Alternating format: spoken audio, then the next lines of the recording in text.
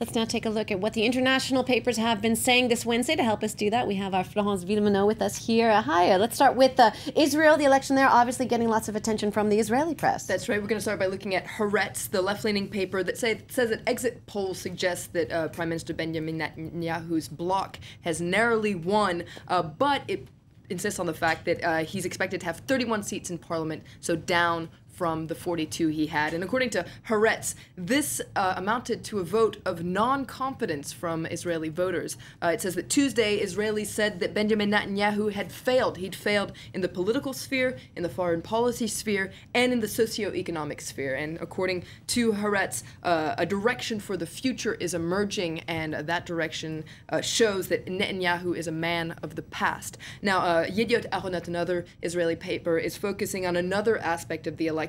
And it says that, as opposed to previous years, the Middle Eastern countries were too busy with Arab Spring chaos to take any real interest in the Israeli elections. And it says that the Arab world is very busy with all sorts of tragedies and crises, whether it's in Syria or in Egypt. In the past, Arabs were obsessed over the Israeli issue to divert attention from the real problems in the Arab world. And according to Yediot Ahronot, this is no longer the case. And 2 years after the Arab Spring, Israel, according to this paper, it seems like a small country in the region that doesn't actually play a key role anymore. The Israeli election is also being covered by the press outside Israel, obviously. Let's take a look at the cover of the Wall Street Journal. That's right. You see a photo of Netanyahu Tuesday praying at the Wailing Wall, and it says Netanyahu is seen with a slim victory. Also on the front page of the Wall Street Journal is the big topic of the day, and that's Prime Minister David Cameron's speech. Now, this newspaper obviously came out before his speech, but it says UK is set to weigh its EU future. It's also getting a lot of press, as you can imagine, in the British press. It's on the front page of The Guardian, also came out before his speech. It says that Cameron is to pledge an in-out vote on the EU. And there's an interesting analysis piece in The Guardian today, which says that this is a moment of truth for a man who's opposed to risks. And it says that Cameron is appearing to give into pressure from his own party to hold this referendum, but he's likely to face many pitfalls. And it points out a couple of those. First of all, it could be that British businesses could, according to this article, unfurl the flag of revolt.